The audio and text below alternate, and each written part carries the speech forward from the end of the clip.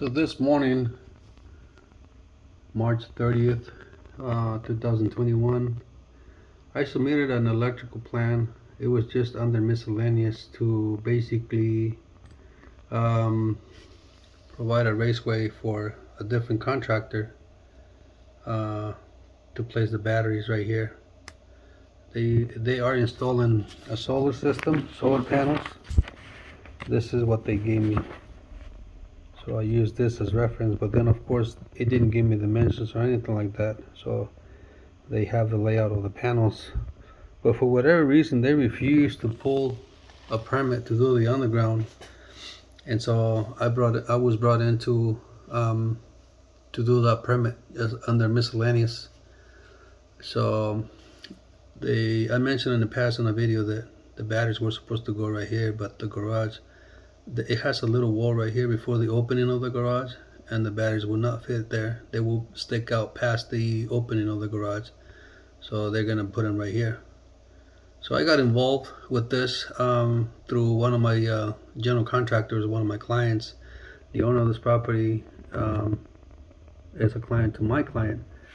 So I'm not going to reveal the address. I'm only going to reveal our business or name.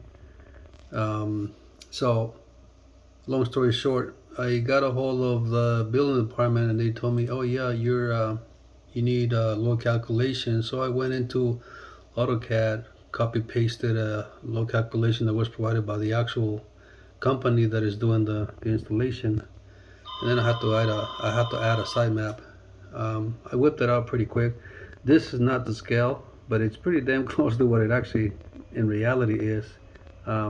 Just kind of scaled it off a little bit off of satellite images, and it came. I think it actually looks even better than in reality than this one. But anyway, so I was talking to the lady from the building department here locally, and she was telling me, well, you got to make them understand they don't have a permit for the batteries. And I said, lady, that's none of my concerns. I'm only here for a miscellaneous permit. The big guy is gonna have to, handle the situation on their own, because I'm not gonna, do consulting for them. It's a pretty big company, and sometimes they go off of their name, but the little guys, sometimes we take things more personal. For instance, I'm doing this for a friend of mine, and he's got a flat roof, but he's got different elevations. Like for instance, this is the garage right here, and then he's got like a balcony, like a deck right here, open to the city. And then this is a higher roof right here. This is a lower roof. This is the same height, the same elevation roof.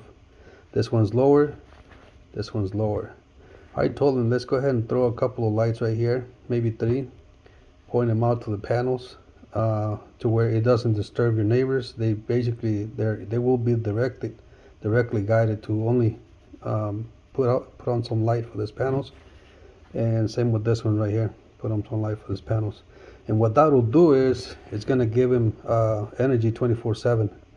Kind of like what they do in California with the cows. They produce milk 24/7 because they keep them. They put on a light at night, so that they are kind of deceived from daytime. Basically, they believe it's daytime, so they just continue to eat. They continue to produce milk, but I'm pretty sure they go through a lot of stress. In this specific situation, there's no stress. It's just a solar panel, so I'm just kind of comparing it a little bit for the purpose, for the intention of it. But I would say we'll probably do 318 watts. This panels alone, this ones are 325 watt each. So one panel will more than likely cover for the 3 lights that we're putting in. Yet the 3 lights are gonna help this panels produce electricity at night. Same with over here. I think on this I will probably only do 2. But like I said, this panel, this flat roof worked out because any other roof will probably be a little bit difficult based on associations and what have you. But this one, I think it's just a perfect scenario where this guy can get actually, his panels can produce even at night. Like I said, we'll be really cautious that we're not gonna overdo it to where the light would shine into his neighbor over here somewhere. So I think it's a pretty good idea. There's a lot of things that I've been looking into for solar panels and energy like that. I think I'm even considering, but of course the building department is not going to allow me to do this. But I would even do like a hybrid system. And what I mean by that is, all the lights are more, for the most part nowadays, the lights are LEDs, and LED lights require DC current, and either 12 volt, 24 volt. So technically you wouldn't even need an inverter for the lights. And if you kind of create a cycle where you light up the panels, it's like a perpetual energy system just about.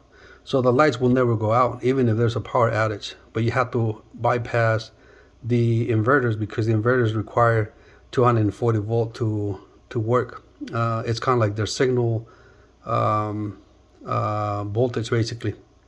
So if there's a power outage, there's no power, the inverters don't work. Even if the panels produce energy, you're not going to get 120 or 240 volts feeding into your panel, and none of that will work. On a different video, I talked about potentially putting a generator just big enough for 240 volts. And so if the power goes out, let's say this is the panel right here for the service utility. If the power goes out, then the generator will kick in. The automatic transfer switch will make the generator kick in, and so you will have same thing cycling. But of course, this is something that I'm not even sure that like the hybrid system will be allowed based on building restrictions and regulations, because of course, they don't want the energy to be produced in a way where you won't depend on the utility company. For that, I might even have to consider start implementing this idea somewhere else in a different country. So, and yeah, that might be a possibility.